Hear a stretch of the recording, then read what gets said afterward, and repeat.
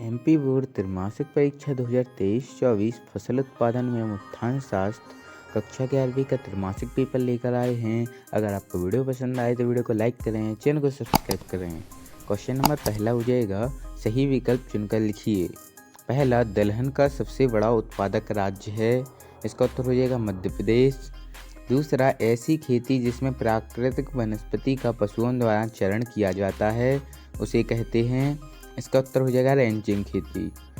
तीसरा, जिन फसलों की बुवाई के समय कम तापमान तथा अनाज पकते समय अधिक तापमान एवं शुष्क मौसम की आवश्यकता हो उन्हें कहते हैं, इसमें आ जाते हैं उपयुक्त सभी।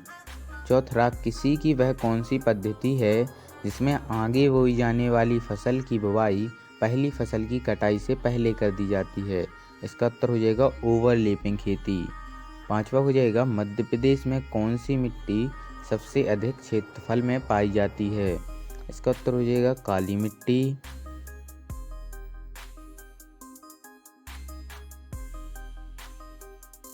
प्रश्न क्रमांक 6वां हो जाएगा फ्रेंड्स, मृदा का कौन सा भौतिक गुण परिवर्तित नहीं किया जा सकता, इसका उत्तर हो जाएगा फ्रेंड्स मृदा की संरचना।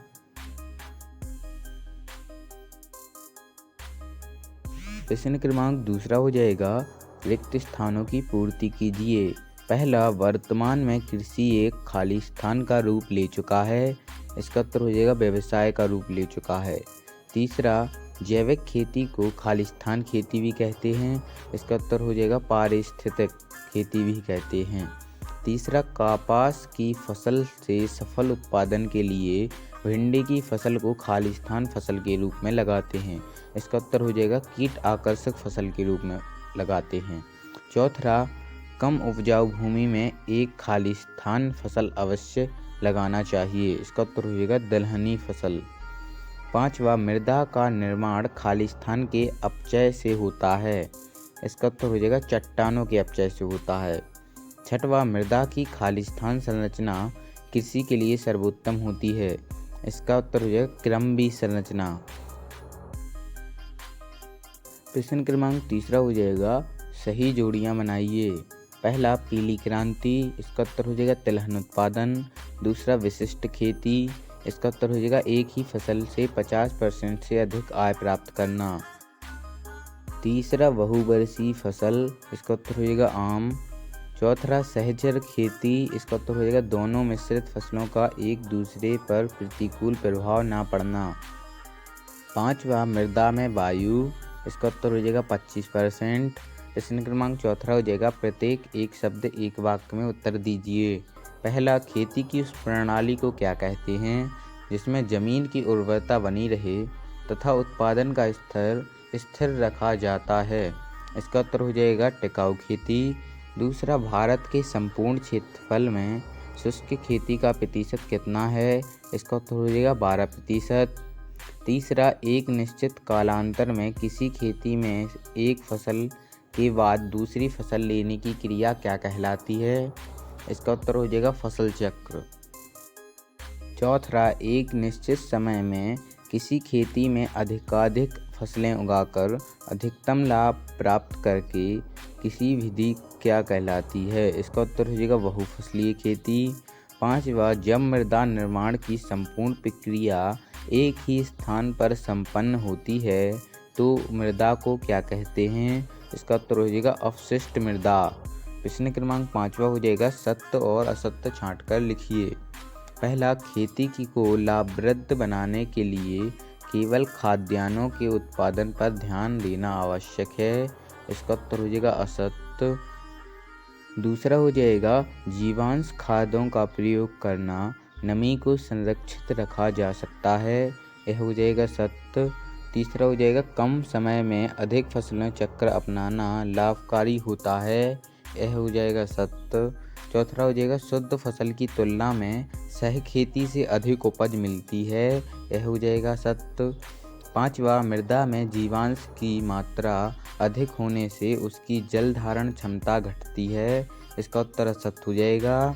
छठवां, जैव पदार्थों का मिट्टी के रंग पर कोई प्रभाव नहीं पड़ता है, यह भी असत्य हो जाएगा। प्रश्न क्रमांक 6वां हो जाएगा टिकाऊ कृषि से आप क्या समझते हैं। इसका उत्तर हो जाएगा ऐसी कृषि क्रियाएं जिनमें तैयार किए गए और वर्गीकृत कीटनाशक शास्त्र कम से कम प्रयोग किए जाएं ताकि उनसे प्राप्त अवशेष का हानिकारक प्रभाव वातावरण एवं जीवों पर कम से कम हो, उसको टिकाऊ कृषि कहलाती है। फ्रेंड्स, अथवा वाले क्वेश्चंस भी देखते जाइएगा क्योंकि सभी क्वेश्चन बहुत महत्वपूर्ण हैं, क्योंकि ये आपके बोर्ड पेपर में आ सकते हैं। क्वेश्चन नंबर 2 अथवा हो जाएगा आधुनिक कृषि को परिभाषित कीजिए। इसका उत्तर हो जाएगा खेती की ऐसी विधि जिसमें भूमि प्रबंधन एवं कार्बनिक खेती को अपनाते हैं, जैव प्रौद्योगिकी एवं फसल प्रणाली का प्रभावी ढंग से उपयोग किया जाता है, आधुनिक कृषि कहलाती है। प्रश्न क्रमांक 7वां हो जाएगा कृषि के व्यावसायीकरण के प्रमुख क्षेत्र बताइए। इसका उत्तर हो जाएगा कृषि के व्यावसायीकरण के प्रमुख क्षेत्र निम्न हैं।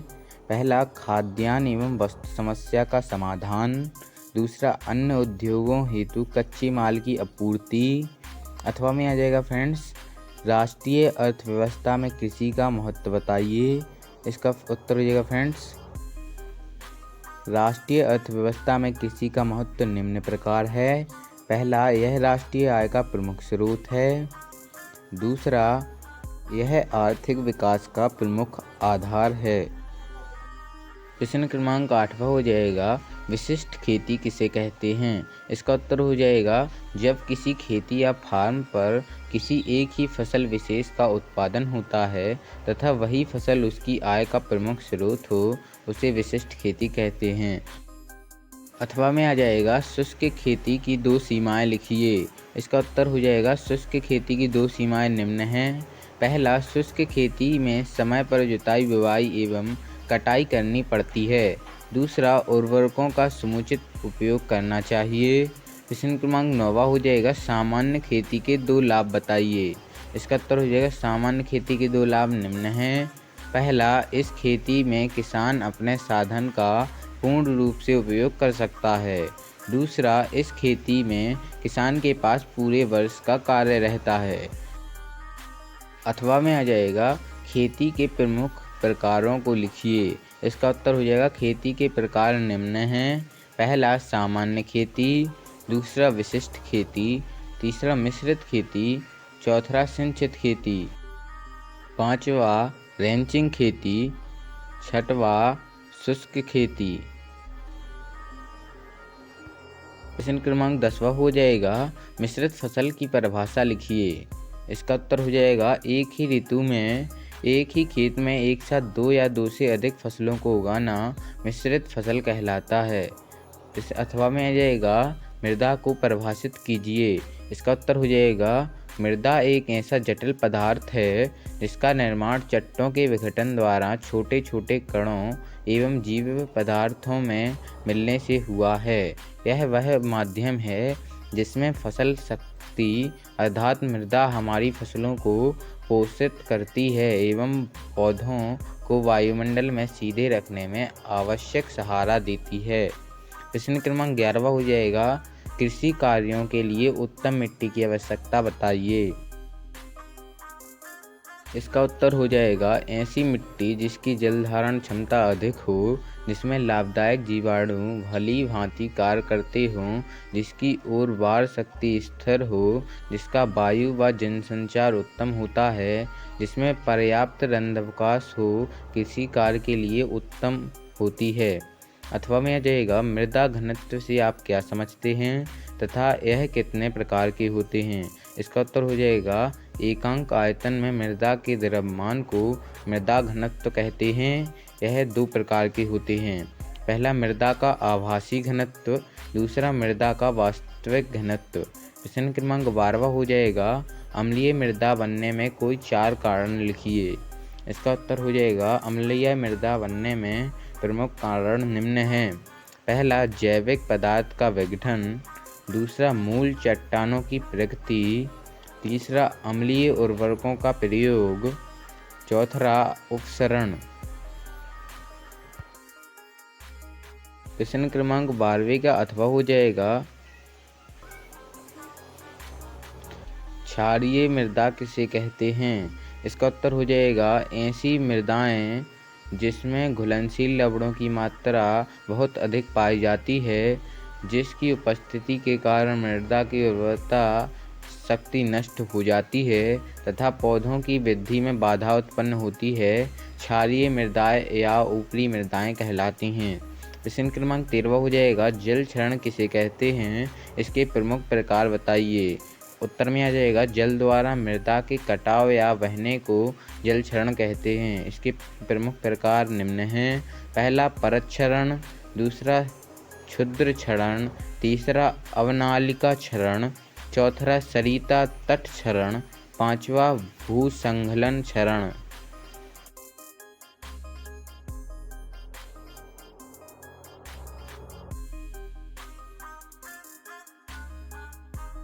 प्रश्न क्रमांक 13 का अथवा हो जाएगा मृदा संरक्षण का महत्व बताइए।